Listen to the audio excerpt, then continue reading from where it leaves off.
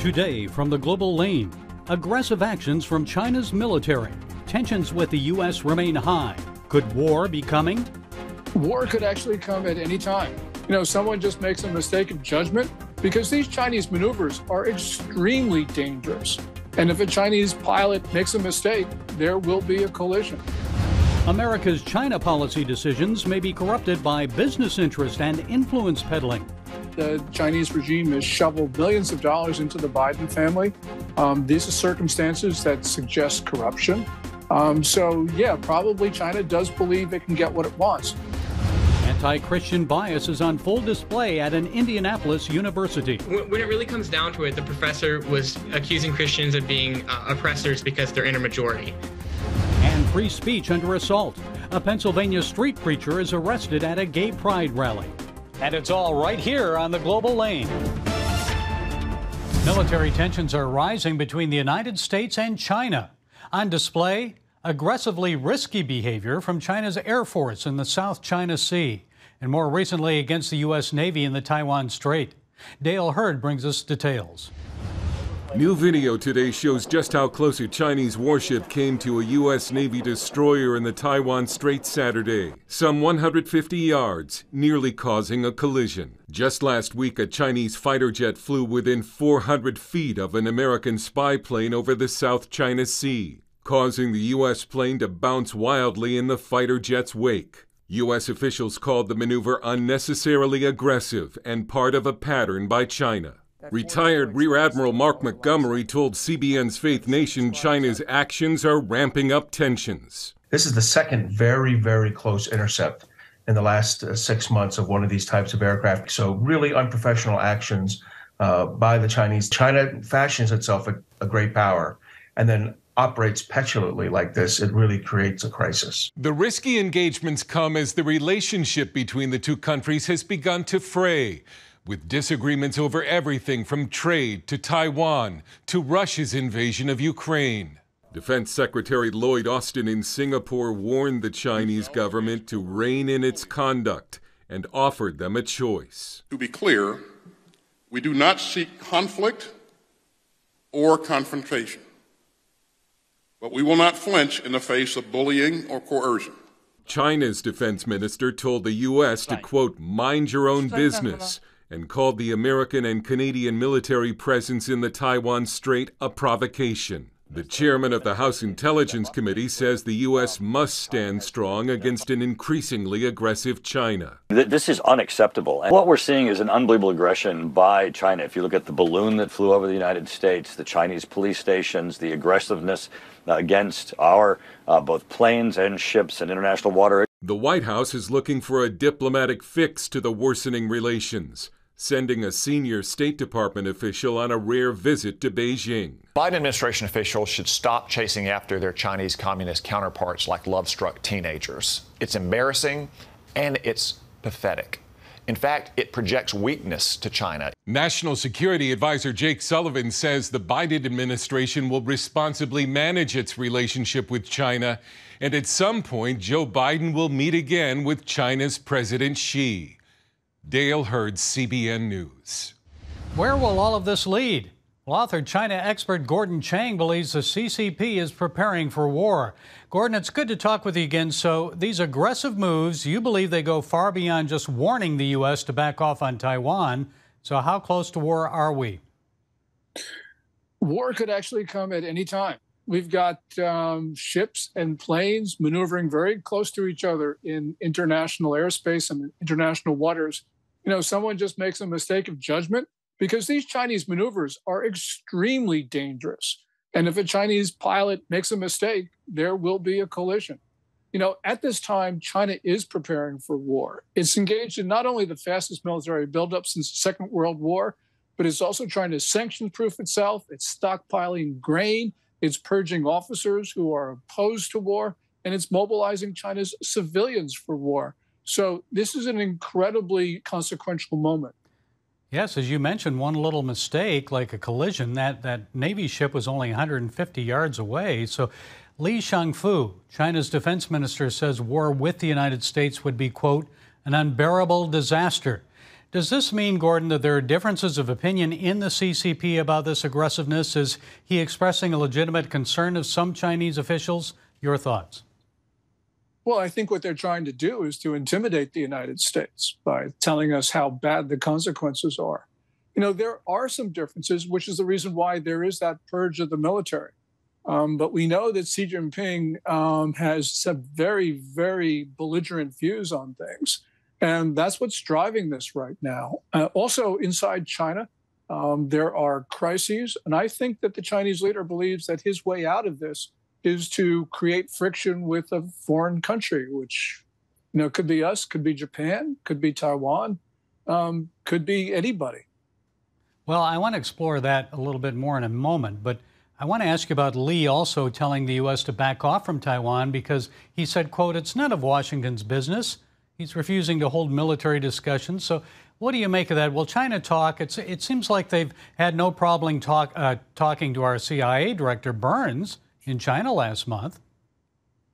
Well, China will talk when it wants to talk, and it won't talk when it doesn't. And right now, we have a situation where China is holding out the prospect of communication in order to get the U.S. not to do things. And so this is a time-honored Chinese delay tactic to prevent us from imposing costs on an unacceptable Chinese behavior. And by the way, it's working on the Biden administration. So why shouldn't China continue with this belligerent conduct? We are giving them incentives to act even more provocatively. This is horrible policy on our part. Well, you talked about some problems that Xi is facing. The National Review just published an article contending that China is actually growing weaker. Their economy is not as strong as they've led the world to believe. They have major problems coming over lost population, not enough workers, not enough energy and water. And those are big issues. And you wrote a book, I remember, about 20 years ago about the coming collapse of China. So is it still coming? Are we seeing this reaction from a regime that is lashing out in the face of collapse? Yeah, they've got internal problems right now. So, for instance, continuing debt defaults, plunging property prices, a stagnant or even contracting economy, worsening food shortages, deteriorating environment, failing local governments, and they still haven't gotten past COVID-19. Now, in 2001, I thought the party would fail in a decade. Fortunately for the party, the 2008 downturn gave them a new lease on life. But yes, right now, China is facing problems for which Xi Jinping is being blamed and for which he has no answers. So that's why I think that he could very well lash out against us or somebody else. And a weak China means a more dangerous one, I believe. So more with Gordon Chang in a moment with a look at China and Biden family business dealings and Elon Musk's latest China visit. Uyghurs expressed outrage in front of the White House. Gordon Chang is with us again. These recent aggressions, Gordon, over the South China Sea and in the Taiwan Strait came after that meeting with CIA Director Burns. So do the Chinese perceive weakness here? How much do Chinese concerns over the House GOP revelations about alleged Biden family business dealings with China have to do with any of this? Anything? Well, certainly they perceive weakness. I mean, they flew that very large object over the United States in January and February, surveying our nuclear weapons sites. So that's a sign of utter disrespect for the U.S. And, you know, it's always hard to try to parse through their incentives and their assessments. But we know that the Chinese regime has shoveled millions of dollars into the Biden family. These are circumstances that suggest corruption. So, yeah, probably China does believe it can get what it wants. This was the message of academic Di Dongsheng in November 2020, when he said after the election, after our election, that China is going to be able to once again determine outcomes at the highest level of the political system in the United States. They think that they can get what they want. It's clear. They actually tell us. And they are doing it, are they not? I mean, we see it in social media and how they affected the last election. Well, they've affected the last election. And right now, China's most famous propagandist, a couple days ago, actually issued a death threat to American crews. So they're getting quite bold. And the Uyghur-led protest outside the White House this week, they were outraged over Elon Musk's recent visit to China and his factory in Shanghai. Musk is looking to expand his Tesla electric car manufacturing business in China, and the Uyghurs say that the lithium batteries, or the lithium that's being used for batteries, is mined in Xinjiang, the East Turkestan region of China where they live. The Chinese government will force their people to provide the slave labor, they say, for that lithium. So your thoughts on that, Gordon? Well, we know from a study done by Jewish World Watch that every solar panel that comes from China is made with, from Xinjiang, the northwestern part of China where the Uyghurs live, is made with slave or forced labor. And that's where almost 100% of China's solar panels come from. So I'm not surprised that lithium batteries are also made with forced and slave labor. And yes, this is wrong. And we should be preventing the importation into the United States of any product that is made with forced or slave labor. That's our Tariff Act of 1930, and that's also the Uyghur Forced Labor Prevention Act. And these acts are not being enforced. So whether it's Elon Musk or anyone, right? That's right. And this is wrong. Also, we're a party to the Genocide Convention of 1948, which requires us to prevent and to punish acts of genocide, which is what is occurring in Xinjiang. And that's according to the Blinken State Department, acts of genocide.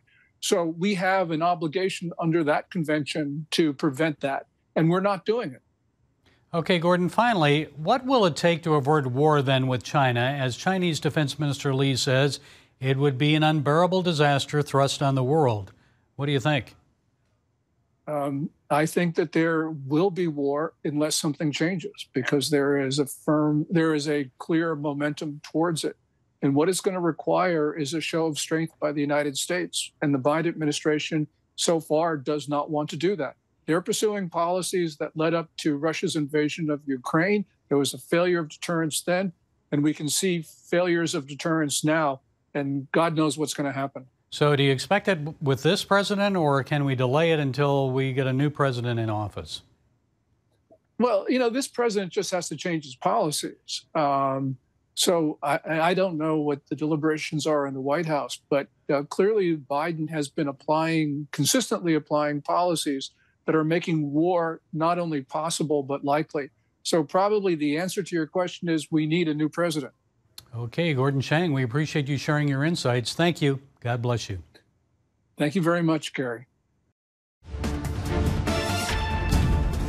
Anti-Christian bigotry on full display at another American university. This time it's Indiana University, Purdue University, Indianapolis. The campus hallway display is entitled Understanding Christian Privilege. Well, here to explain is campus reform correspondent Jacob Stewart. Jacob, it's good to have you with us. So I'm privileged to be saved by the grace of Christ, but I don't quite think this is what the lecturer at IUPUI was sharing on that campus hallway display. So who is this professor? What did she want us to understand? Yeah, unfortunately not. So this professor, she's a lecturer of Native American and Indigenous Studies. Her name is Charlie Champion Shaw. And her display essentially attempted to connect Christianity with various oppressions in United States history.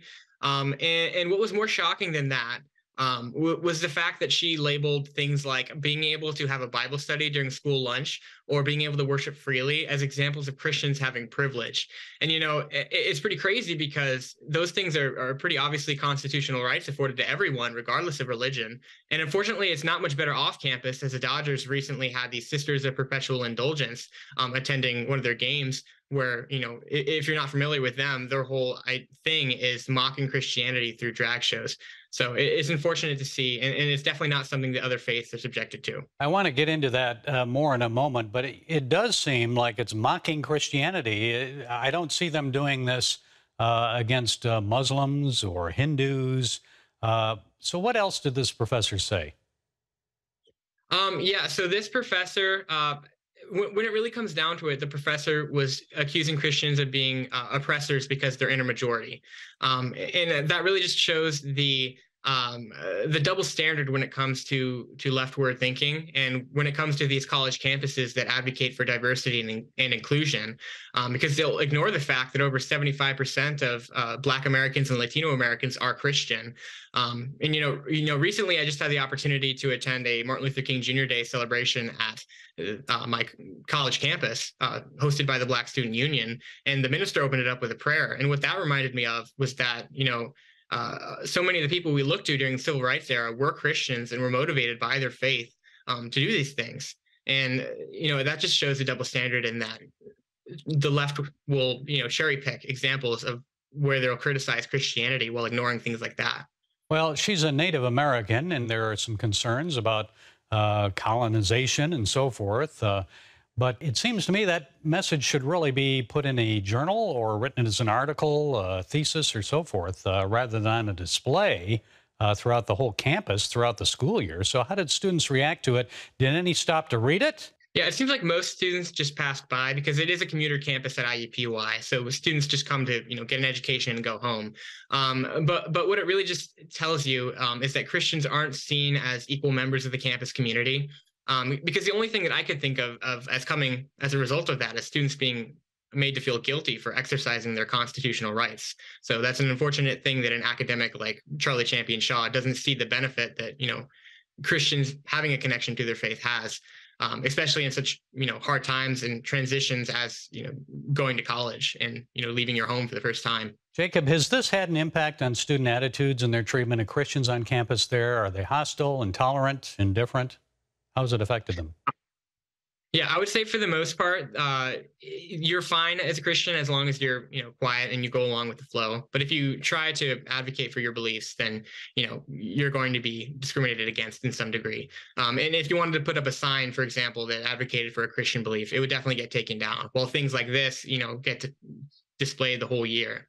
Of course, the Sisters of Perpetual Indulgence, you mentioned, they're set to be honored at an LA Dodgers game as they celebrate Gay Pride Month. Tell us your thoughts on that one. Right. So I think it's just an example of, Christians. It's okay to mock Christians, but it's not okay to mock anyone else. It's okay, to have, these beliefs as long as you're silent about them. And what you see is that, the culture will bend down for anyone else besides Christians because, like I said, we're considered a majority and we're the oppressors. So it's unfortunate to see that. And in October 2020, police arrested 5 people for felony vandalism for destroying a statue at Mission San Rafael, California. Late last month, the Marin County DA reduced the charges to misdemeanors. They have to apologize, pay an undisclosed amount of restitution. Your thoughts on that decision? Yeah, so I think that, again, it's an example of, bias. So, some people get treated differently than others because of their beliefs. So if you had the same thing happening with like a pride display or something, I'm sure that it would be the exact opposite. And, people would try to get the harshest sentence possible in that case.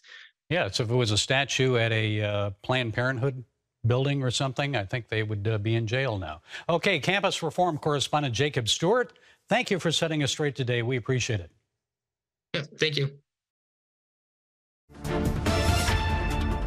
It seems we now have a month for everything here in the United States. Black History Month, Cancer Awareness Month, Women's History Month, and even Zombie Awareness Month. Everything gets a month. And June is LGBT Pride Month. This year, police arrested a Christian man exercising his right to free speech on a public sidewalk at a pride rally in Reading, Pennsylvania. Damon Atkins explained to FaithWire's Dan Andros what happened when he encountered the police officer who arrested him. I was going to say God is not the author of confusion. And soon as I said God, he was on me. But I just showed up. So, and I didn't come here to throw the sign says, Jesus says, go and sin no more. I'm not mad or aggressive with anyone across the street. I am aggressive towards sin. And that is it. I want everyone to know, including my brothers and sisters, my best friends, everyone here, you cannot live in willful sin. It's almost like I felt like it was the enemy telling me, you're going to be quiet. And I just felt like I thought of the First Amendment. It popped in my head like, no, sir, this is public property. I'm not being rude. I'm just here to spread the gospel, the good news. Jesus Christ saved me, and he can save everyone, including the officer. Atkins admits he's still new in his faith. He's learning. And the lesson for him? Don't show up at a gay pride rally with a sin sign and speak from your heart. You can't do that in Reading, Pennsylvania, because you might offend someone. Folks, this arrest is outrageous. In America, we have a constitutional right to free speech. It's called the First Amendment. Atkins was not violent. He remained across the street from the demonstrators, yet he's now charged with criminal disorderly conduct and engaged in fighting. He says he's a street preacher who shares his message with people throughout the city, gay and straight. Yes, his methods may not be the ones I or other Christians might choose for sharing the gospel. I prefer establishing relationships with people, getting to know them, finding out what's going on in their lives, and then sharing how a relationship with Christ has changed me. Nevertheless, the world needs street preachers like Atkins, who unashamedly proclaim words of truth to bring conviction. All of us sin and fall short of the glory of God. Atkins knows that, and he wants to share it with the public. He says he loves everyone as Jesus loves them, and he only wants people to know that they can't keep sinning and also keep Jesus. It sounds like he's delivering a pretty simple gospel message, doesn't it? Meanwhile, the Human Rights Campaign has declared a state of emergency for LGBTQ Americans and their families because 75 anti-LGBTQ bills have been signed into law by states across the country. Folks, this is a great way to raise money, isn't it? Scare people into thinking that their rights are being stolen away from them by MAGA Republicans. Not true. No one is taking rights away from LGBTQ Americans. Federal law protects gays at their places of employment. They can marry. They can even perform in drag shows if they want to, just not in front of the kids in most places.